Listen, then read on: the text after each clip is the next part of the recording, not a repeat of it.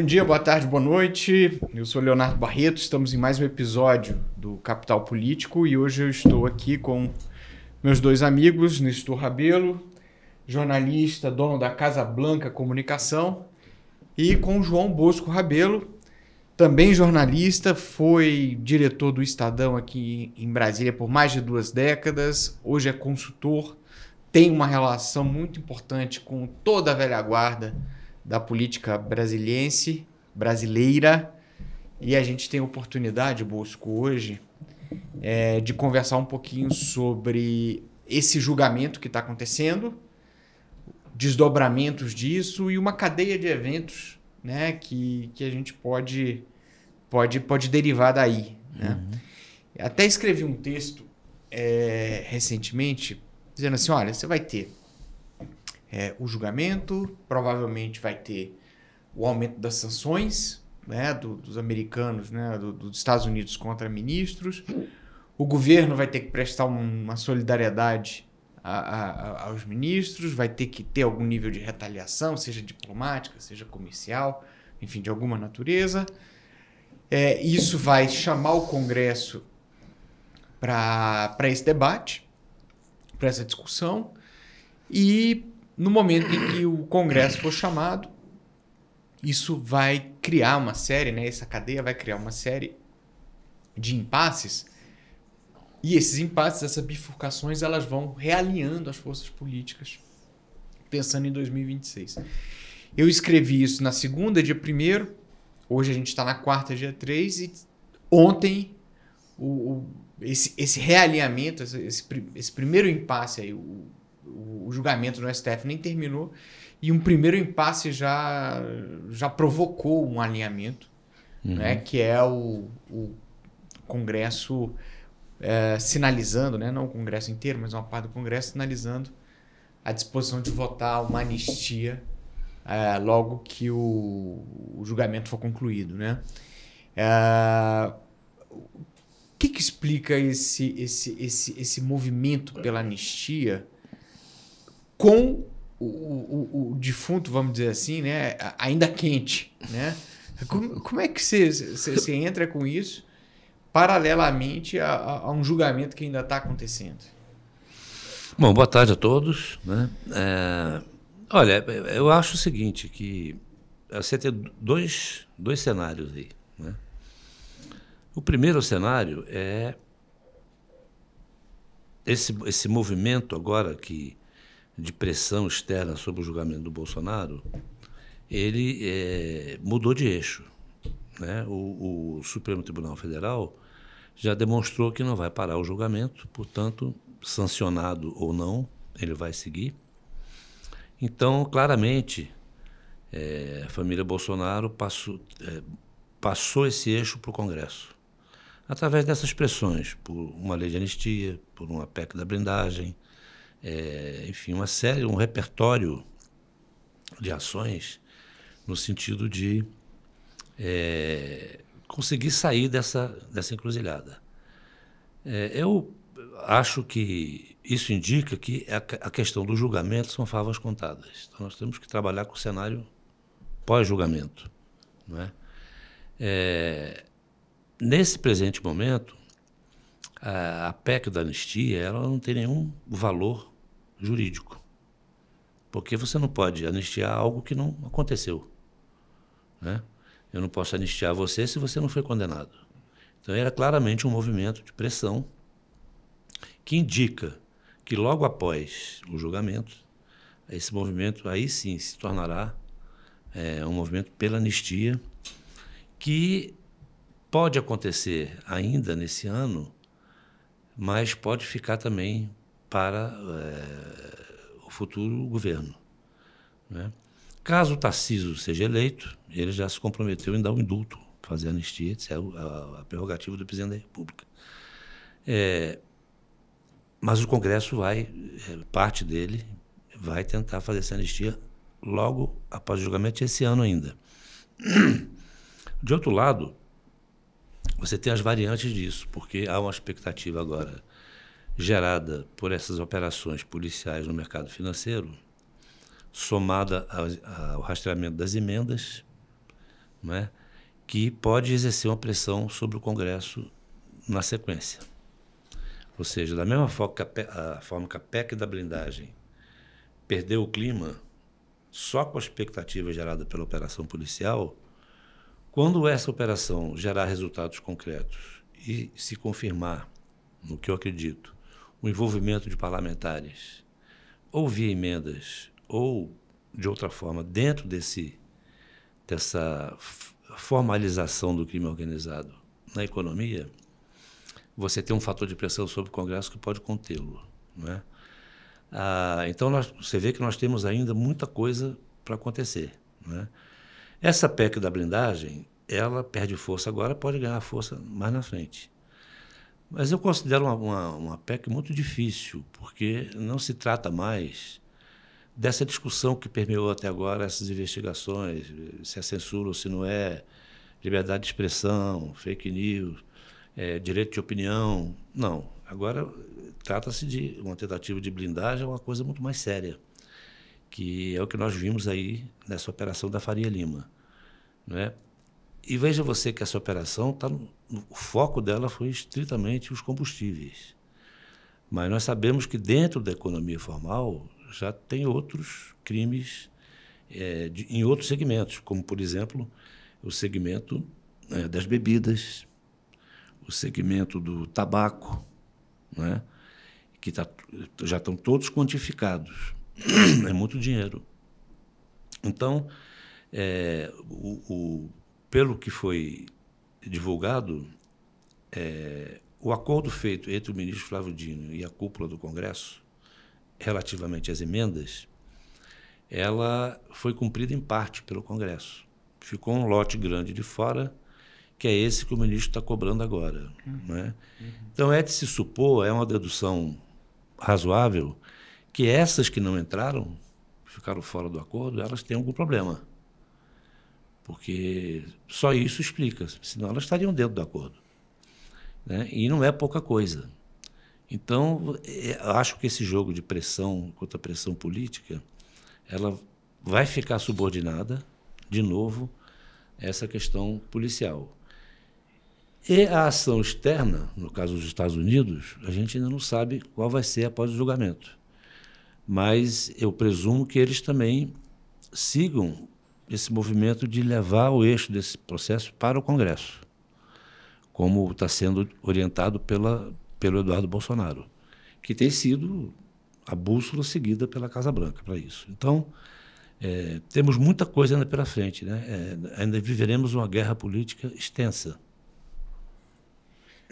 Uma coisa que me ocorre é o seguinte, então, você acha que o Congresso, ao trazer esse debate sobre a anistia com o julgamento ocorrendo, então ele já está se antecipando para evitar uma pressão mais prejudicial, mais ameaçadora por parte do governo americano? Eu sei que não dá para fazer essa relação, mas assim, seria uma maneira do Congresso falar assim, olha, eu vou costurar aqui uma saída institucional e ao sinalizar isso, talvez até convença as autoridades americanas a não aplicarem as sanções ao STF agora, né? Dizendo assim, olha, a gente está criando aqui uma solução para esse impasse. Você acha que tem costura política aí ou eu estou pressupondo demais? Eu acho que esse Congresso, Léo, Nestor, eu acho que esse Congresso ele é bastante vulnerável à pressão americana, pressão de fora, por várias razões. Primeiro, porque a pressão americana ela se dá para forçar o realinhamento ideológico do Brasil com os Estados Unidos nesse contexto geopolítico mundial de agora, que é o contexto que, de certa forma, estabeleceu um limite, não sabemos em que intensidade, para os pactos pós-guerra. Então, você tem o início de um novo ciclo da geopolítica mundial, prevalecendo as superpotências de sempre, mas com um novo ciclo, um novo redesenho. E os Estados Unidos perderam muito terreno aqui, eles ficaram de costas para a América do Sul e para a América Latina durante um longo tempo, enquanto a China costurou sua presença aqui no mapa econômico, quer dizer, voltada para a economia, do que aprova essa questão mineral toda. Não é? Mas a China, a presença militar aqui, na nossa região, sempre foi americana. E eles estão demonstrando isso agora com essa exibição de navios e presença bélica aqui, a pretexto de combater o crime organizado, o terrorismo, etc. Não é? Mas em águas internacionais, o que pode ainda gerar uma série de contestações. Mas eles têm a força. Né? Então, o que os Estados Unidos buscam agora é o realinhamento ideológico. O Brasil foi muito para outros, diversificou muito comercialmente suas ações e política, ideologicamente também. Então, eles querem esse realinhamento. Quem é que nesse momento, representa esse realinhamento? A direita, obviamente. Né? Então, eles estão tentando salvar aí o Bolsonaro de qualquer forma, porque é o principal elemento para disputar com o Lula. Né? De outra forma, a inelegibilidade de Bolsonaro não entra nesse pacote de julgamento do STF. Então, trata-se de preservar o capital eleitoral dele, que ele perde muito com a prisão, né? Para que ele venha a ungir um sucessor para concorrer por ele. Daí esses cuidados do Tarcísio, etc. Então, o que nós vamos ter, o que está em disputa, tanto no julgamento, como nos movimentos do Congresso, como nos movimentos dos partidos de direita, é a sucessão.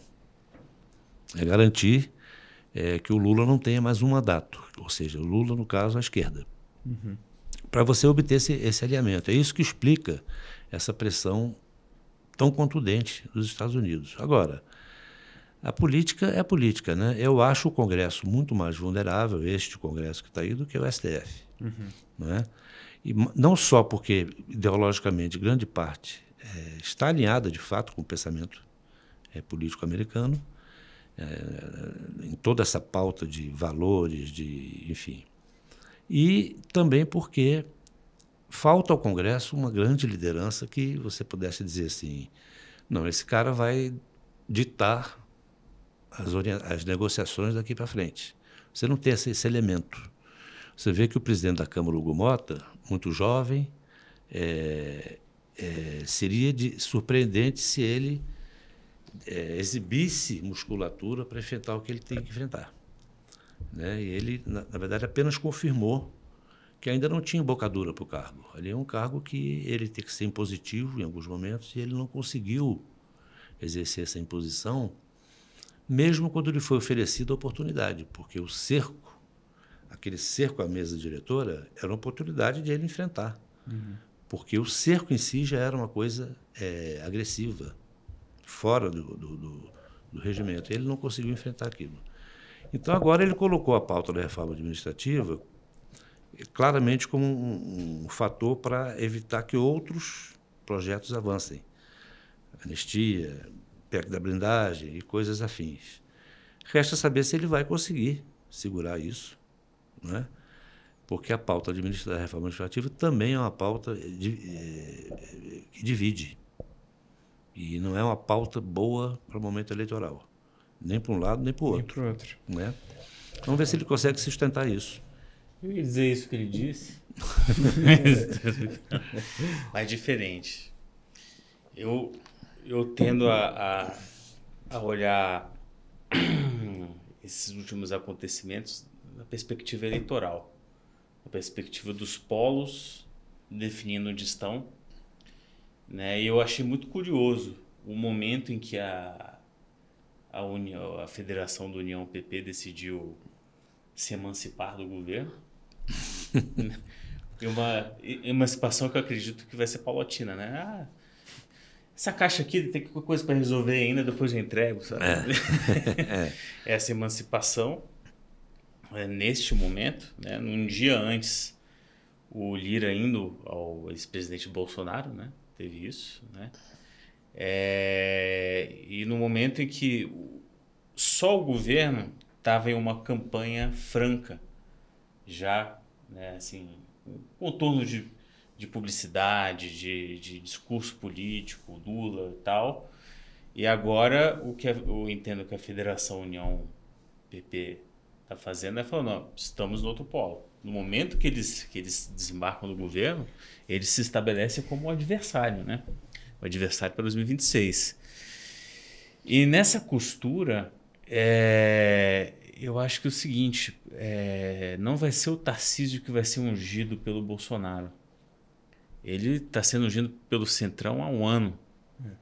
E eu acho que o que está se fazendo agora é um desenho que consiga entregar algo para a família Bolsonaro. Para que eles não... Uma compensação. Se puder, não atrapalhem. Né? Uma compensação. Eles estão dando para o STF, porque eles têm que esperar a sentença sair para ter uma anistia, que você falou, não faz sentido. Senão é habeas corpus preventivo, né? Não é anistia. Isso é outra seara, do outro lado da rua que acontece. E aí então eles vão esperar a sentença, né, para ver se... Porque de fato você pode ter... que o resultado do julgamento está dado, está dado o que vai acontecer. Mas você pode ter uma dosimetria, você pode ter uma modulação. Então, eu acho que eles colocam a anistia nisso. É como se fosse os Estados Unidos colocando um porta-aviões aqui pertinho. Ó, temos isso aqui. Né? Então, assim, eu acho que não interessa ao Centrão também ter um Bolsonaro presidente. Então, acho que por mais que você tenha uma anistia, eles vão manter a elegibilidade, né? A cassação dos direitos políticos dele, acho que isso não vai mudar, né? Mas o que você pode ter é essa modulação de um lado e de outro na busca de um meio termo. Acho que o meio termo é possível ainda. Mas se isso for... Eu também não acho que vai interessar muito ao Centrão peitar o STF institucionalmente nesse momento por meio de uma... Porque senão já poderiam ter feito isso antes. Tiveram diversas oportunidades para criar uma guerra mais aberta, né? Mais aberta contra o Supremo, né? Você teve ameaças ali, aí o cara pauta o negócio aqui, depois tira e fica nesse jogo, né? O grande problema deles, você explicou melhor do que eu isso, porque você botou mais a questão eleitoral. Eu vejo duas coisas aí. A primeira, está correto, a questão eleitoral, mas hoje, exatamente com a inelegibilidade do Bolsonaro, que não tem nada a ver com esse julgamento, ela está lá, irremovível. O beijamão a ele é muito mais... beneficia muito mais quem vai beijar a mão do que os próprios interesses do Bolsonaro, que eles são muito mais difíceis de remover. Então, essa corrida para vê-lo, etc., ela tem substancialmente uma motivação eleitoral. Deixa eu mostrar para o público aqui dele e para ele que eu estou aqui, né? Você veja que na prisão do Lula, muito tempo depois, quando ele já era presidente, fala-se até hoje, que ele fez um círculo mais restrito do pessoal que foi lá, no seu entorno, com o pessoal que não o abandonou, né? Então, isso tem todo um processo. Então, o político tem muito esse faro. O Bolsonaro mesmo pode se beneficiar de que forma? Eu acho que os benefícios que ele pode ter, a exemplo do julgamento, também já estão dados, se a gente ler nas entrelinhas, né? Por exemplo, eu falei aqui, não aqui, mas conversamos sobre isso, por ocasião da sentença do Fernando Collor. Aquela história do jabuti na árvore, né? O negócio estava ali há 20 anos. O Collor já estava com mais de 70, doente. Então, subitamente alguém fala assim, não, vamos julgar hoje. É o jabuti. Por que hoje? Porque agora, nesse momento que você está com o país pegando fogo, um ex-presidente ali também julgado. Aquilo ali também eram favas contadas, não tinha como o Collor escapar daquilo, né? Apenas decidiu-se que o momento oportuno era aquele porque, na minha avaliação, ali se sinalizou para a prisão domiciliar de Bolsonaro. Claramente. Porque as condições do Collor são as mesmas, né? Problemas de saúde, os do Bolsonaro são indiscutíveis, né? A condição de ex-presidente, né? Enfim, não sei exatamente a idade dele hoje, mas certamente deve estar perto de 70, se já não tiver 70. Vamos olhar isso agora. Então, tudo isso conta. Então, essa senha está dada também, né? E a dosimetria vai ser inevitável, né? Porque a ironia do destino, né? Essa lei foi sancionada... 70 anos. 70 anos. A lei que hoje está regendo esse julgamento, todo esse processo usado, é uma lei sancionada por ele próprio, né? Mas ela tem, evidentemente, dosimetrias que o Alexandre de Moraes não está inventando nisso. Eles estão aplicando a dosimetria que está na lei.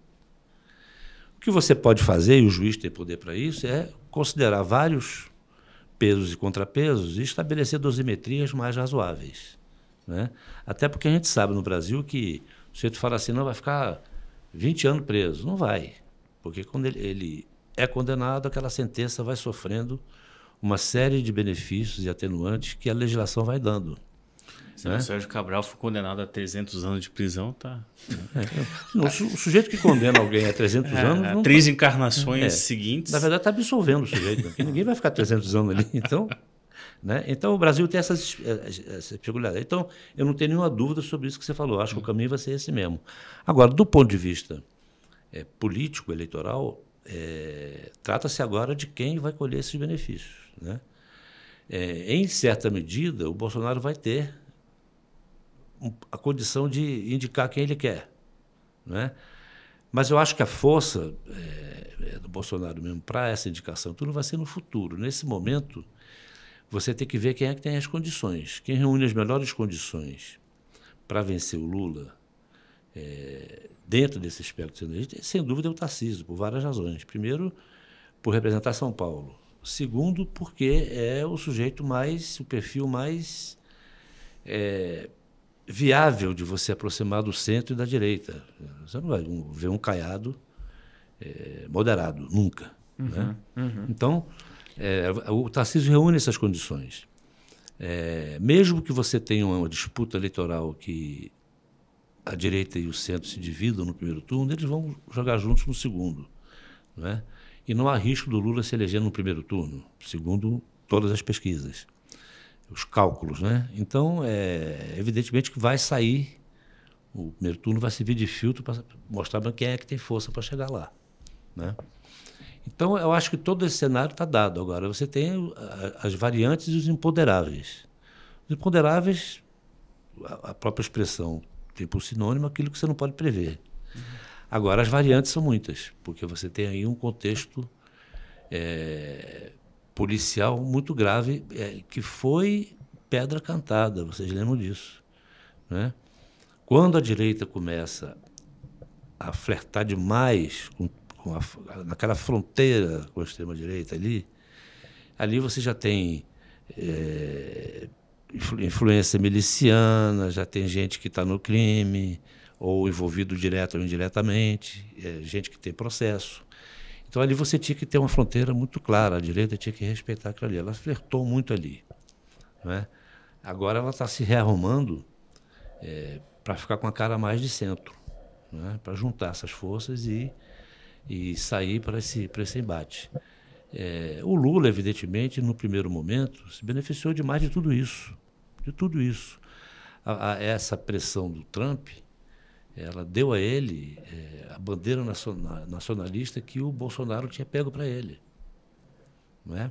Você vê que todo o trabalho do Bolsonaro, desde a campanha até a gestão dele, foi símbolo do nacionalismo. A bandeira brasileira virou símbolo da direita, tanto que as pessoas se queixaram, se apropriaram dos símbolos nacionais. O nacionalismo estava com ele, agora mudou de mão. Ainda mais com a presença do Bolsonaro lá fora, trabalhando contra o país. Então, virou esse jogo. Então, o Lula se beneficia disso, no primeiro momento, sim, né? Quanto a essa emancipação, você sabe que no Brasil ela se dá sempre em termos relativos, né? É como você falou, o sujeito... Eu sou mais ministro. Primeiro, ele resiste a sair. Fala para o partido que não vou sair, não, vou ficar aqui. Falar o Fufuca. Quanto tempo ele vai resistir a isso, né? Então, o cara sai. Mas eles vão manter a influência sobre essas pastas, até porque contrariá-los, nesse momento, está dentro do contexto de conflito do governo com o Congresso. Então, essa coisa ganha um aspecto mais simbólico, não é? Na prática... Não sou mais governo. O governo fala assim, saia fora, ou está comigo ou não está. Mas aquele carguinho ali, aquele outro lá, então vamos manter isso aí, não, mas você vota comigo aquele outro lance lá, senão... Isso é da política, entendeu? Ainda mais no Brasil. Mas sim, tem influência junto ao eleitorado, né? Você não pode sair agora candidato fazendo parte de um governo que, quando começar a campanha eleitoral, você estará completamente do outro lado. Então, você tem que... É um pudor que ele existe, porque os outros foram perdidos, né? Esse pudor ele existe, eu preciso manter essa aparência.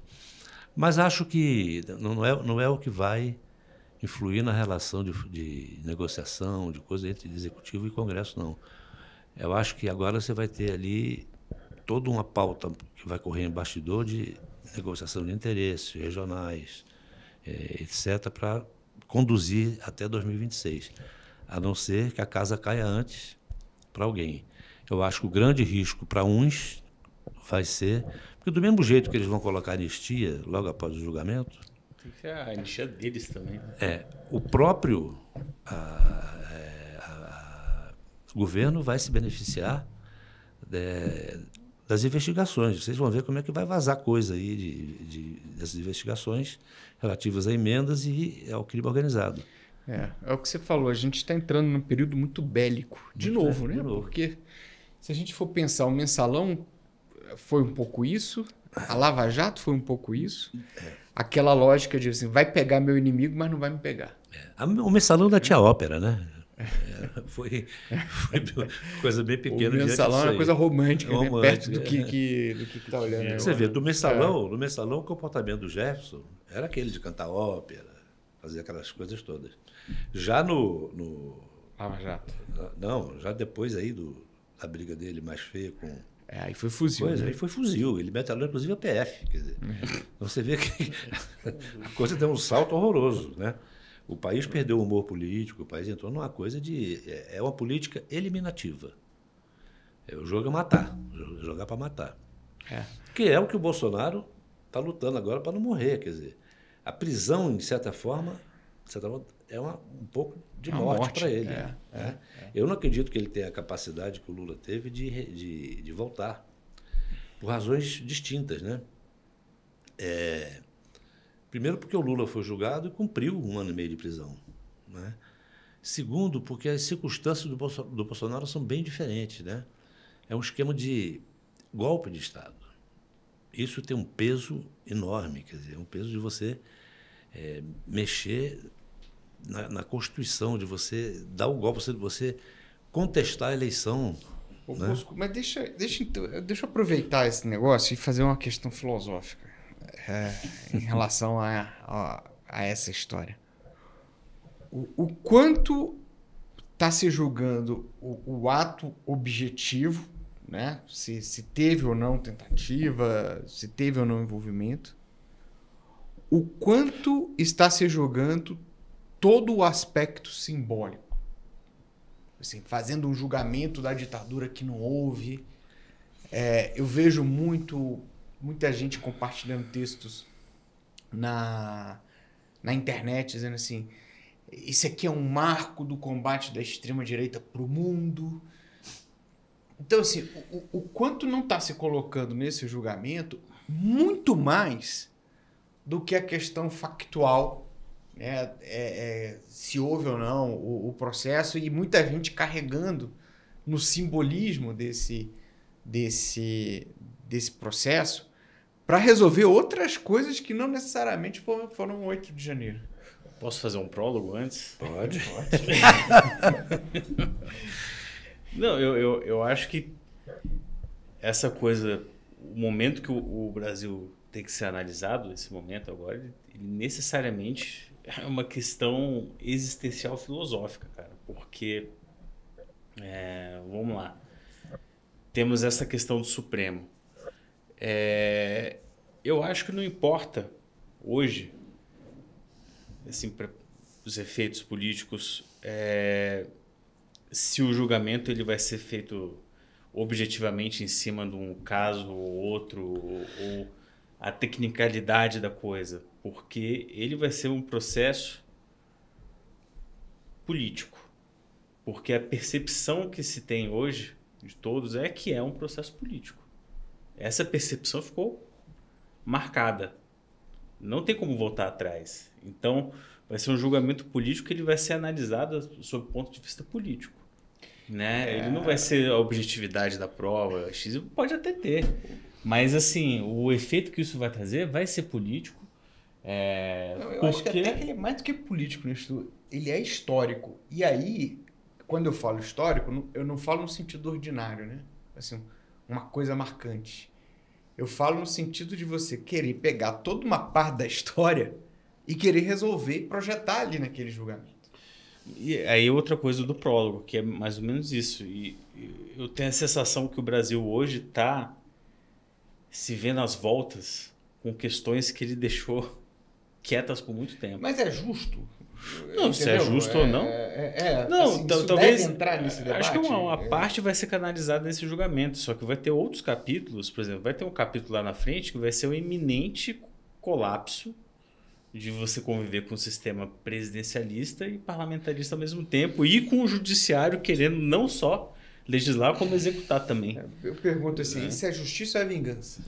Não, eu penso isso tudo de uma forma um pouco diferente. Vamos lá. Né? Eu acho que isso não está dissociado, o que está acontecendo no Brasil, de um movimento mundial. Geopolítico, insisto, de novo, geopolítico é ideológico. Né? Por quê? Você veja que esse processo que hoje está sendo julgado, ele tem vários momentos ali de tecnicalidade, o cara falou isso, não falou aquilo, no 7 de setembro fez aquilo. Se você for olhar, isso foi um plano de governo que já nasceu com o Bolsonaro, com a eleição dele. Isso é importante. Só fazendo um parênteses, Bosco. O Bolsonaro, essa questão histórica, o próprio Bolsonaro ele fez questão de trazer para o governo dele. Eu vou chegar lá. Você veja bem, é um movimento mundial. O que o Trump fez lá, nos Estados Unidos? A mesma coisa. Né? Então, você tem a direita ganhando um corpo muito grande no mundo, em pontos no mundo, e você tem uma luta com a esquerda ali o tempo todo. O que acontece? O Bolsonaro foi eleito, né? E já desde o primeiro dia o alvo dele foi o STF.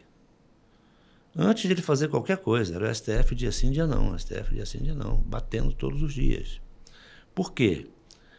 Porque o obstáculo para essa inserção, essa retomada do poder pela direita, o grande obstáculo sempre foi a Constituição de 88.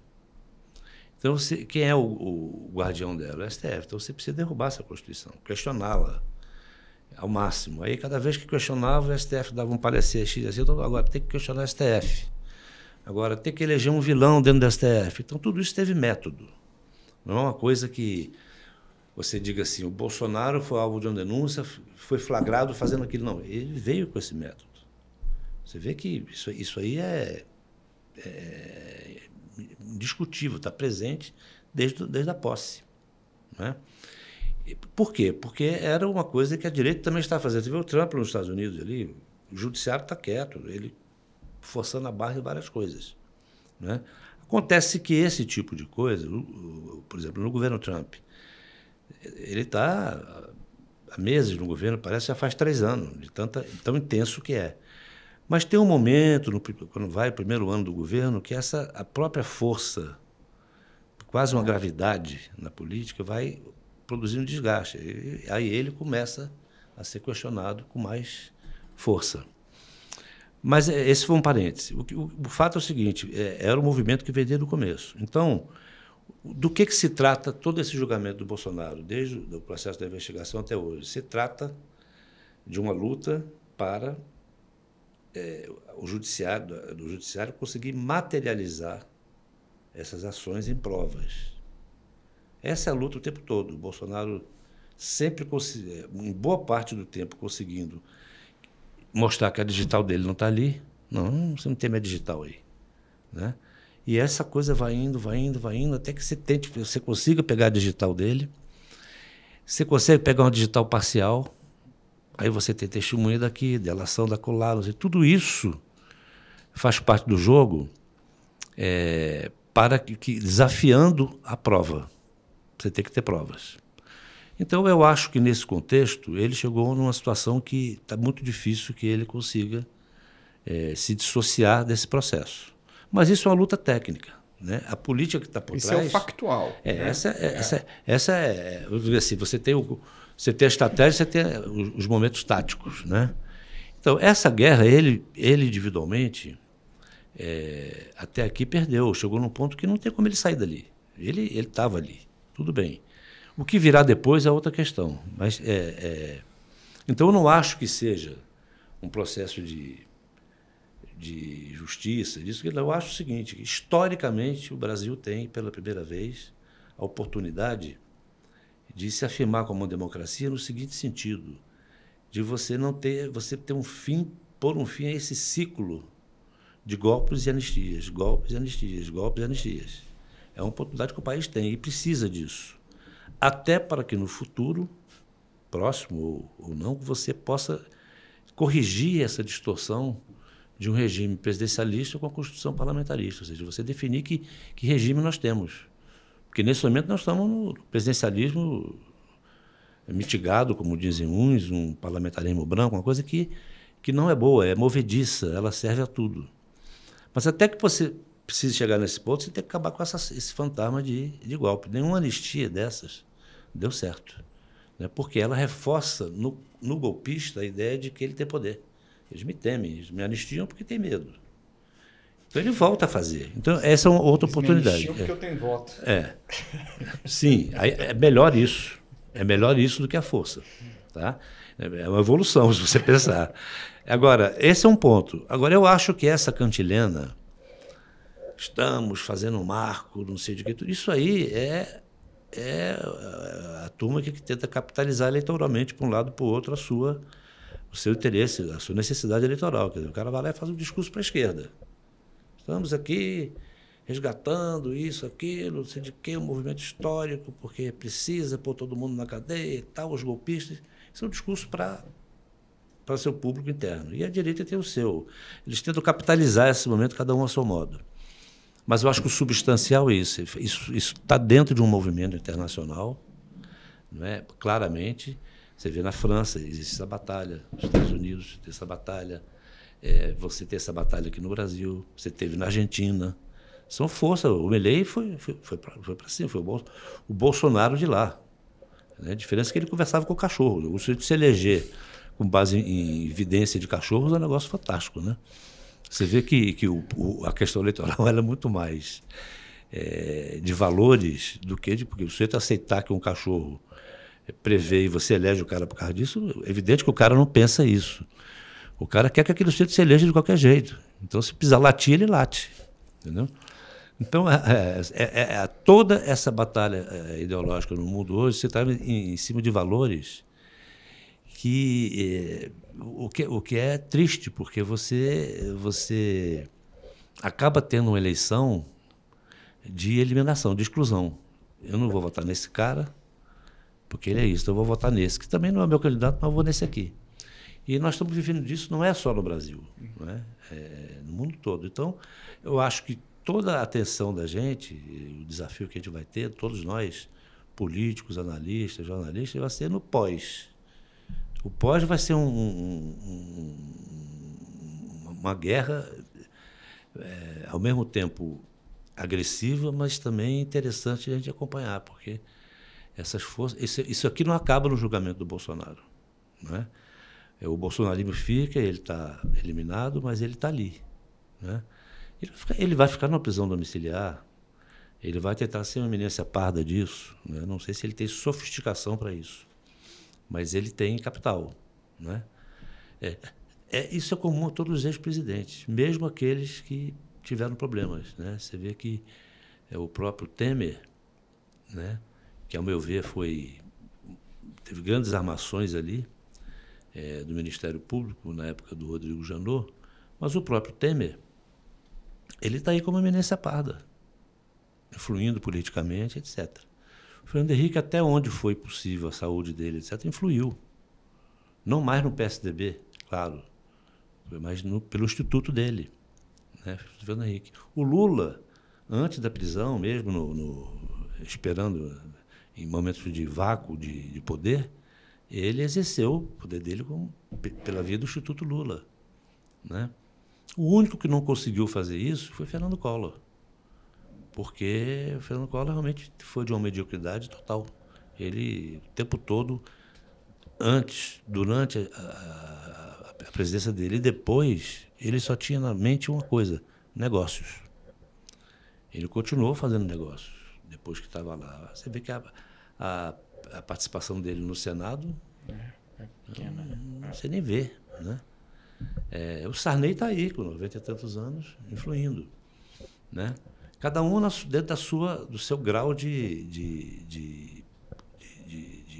seu grau mesmo de evolução política, né? Então, eu acho que o Bolsonaro, ele é uma figura que já não interessa, como disse o Léo, aos atores políticos, porque ele perdeu a perspectiva de poder aos 70 anos e sem saúde, condenado. Então, todas os salamaleques para ele, mas o mundo da direita e do centro já está caminhando para o seu próprio rumo. A emancipação do Centrão em relação ao Bolsonaro, é isso que vai acontecer? É o desacoplamento, né? Porque eu confesso que eu esperava isso lá atrás, mas eu fui muito ingênuo. Porque eu achava que a direita ia ter juízo. E aos poucos... Tinha até ter, mas não tinha voto, né? Não, mas é fazer uma coisa branda. Você ia ali... Essa costura que começou agora, para mim, ela começaria antes. Esse movimento que o Tarcísio está fazendo agora pode ter sido o movimento que o Alckmin poderia ter feito se o Bolsonaro não tivesse surgido, não tivesse levado a facada, né? Exatamente. Por exemplo, como é que se poderia dar esse desacoplamento, né? Nas votações. Teve muita votação da direita que ela bancou os interesses da extrema-direita que não eram os dela. Busco, mas ao mesmo tempo, você pega esse período do Bolsonaro, muita coisa dele foi bloqueada também, né? Assim, acho que a partir ali da pandemia e depois a segunda metade do governo, né? Mas eu me refiro, sei lá, ao comportamento dos partidos dentro do Congresso, entendeu? Por exemplo, qual a necessidade vamos fazer uma coisa... Você diz em termos de discurso, né? De tudo. Você fala assim, vamos pegar uma coisa primária aqui. Um exemplo que eu confesso é superficial. O que interessava, por exemplo, ao agronegócio em termos de armamento? Tudo que o agronegócio sempre quis foi o quê? O direito de se armar para enfrentar as invasões de propriedades produtivas, que o MST promovia. Então, eu quero o direito de eu me defender aqui com as minhas armas. Esse era o ponto. O que o Bolsonaro colocou? Um decreto armando a população toda, inclusive a urbana, por uma via desastrosa, porque por via dos CACs, com volumes absurdos para cada indivíduo de munição, de armamento. O cara pode ter 60 armas, munição para 3 anos, um CAC. Então, para onde vai esse armamento? Vai para o crime, vai para o mercado negro, né? Então, qual a necessidade que a direita tinha de bancar isso? Não, isso é coisa de miliciano, porra. Isso aqui eu não entro, não. Eu vou até aqui. Né? Esse tipo eu citei um exemplo. Isso tudo tinha que ser um pouco mais dosado, mas ela foi inteira. Agora ela precisa fazer esse movimento de uma maneira mais brusca, porque 2026 está aí. E isso, de certa forma, é uma saia justa para o Tarcísio, porque agora o cara está sendo condenado. Porque essa posição dele pela anistia não deixa de ter custo, né? Tem muita gente que não queria votar no Lula de novo e com essa questão da anistia já repensa nisso, né? Tem custo. E agora é difícil não pagar também, né? Porque eu acho que tem um exemplo muito interessante para a gente olhar, que aconteceu aqui do lado, que foi a Bolívia, né? Porque o Evo Morales, impedido de ser candidato, falou assim: olha, a eleição presidencial sem meu nome é ilegítima, estimulou a abstenção, 20%, mais de 20% do eleitorado não apareceu, e aí isso exterminou a esquerda no Congresso e colocou 2 candidatos de direita na presidência, né? Então, assim, o Bolsonaro, com toda a debilidade que ele tem um botão da bomba atômica do lado dele. É claro que ele apertar isso, ele vai comprometer a própria expectativa dele ser reabilitado, né? Mas, de qualquer maneira, ele é um custo, é uma decisão difícil, né? É uma decisão difícil, parte do Tarcísio e parte do Centrão também. Eu acho que aí a dificuldade do Tarcísio é mais a cintura, o jogo de cintura. Né? Ele tem que saber dosar muitas coisas. Porque quando eu falo que o Bolsonaro está fora, ele está fora individualmente, como pessoa física. Por quê? Porque ele está com 70 anos, inelegível por 8, com a saúde complicada e condenado. Né? São duas condenações, uma no campo da elegibilidade e outra no campo penal. Então, mas ele não está fora do jogo como influencer, como um ator influente, né? Que ainda pode dar as cartas, inclusive porque você tem os Bolsonaros, que estarão eleitos para o Senado, para a Câmara, enfim, tem uma bancada Bolsonaro ali, que tem vida útil ainda por muito tempo para se candidatar à presidência da República. Né? Então, esse jogo, os Bolsonaros não acabam na figura do pai. Isso eu quero dizer. Esses filhos vão ter que, se quiserem, brigar por um espaço político. Aí você está vendo a briga de Eduardo com o Tarcísio. Né? Então, ainda existe isso. Mas eu digo assim, nesse momento, o movimento é uma candidatura de centro, e continua sendo o Tarcísio, ao meu ver, o perfil com mais chances de encarnar esse eleitor que dê ao cara que não quer mais votar no Bolsonaro, mas também não é Lula, esse caminho que lá atrás se chamava de terceira via, né? Entendeu? Eu acho que ele é que tem esse perfil. Agora, eu reconheço que é um cenário em que ele tem que se mover com muita... um malabarismo, né? Para ele poder... Em algum momento ele vai ter que pegar uma linha, né?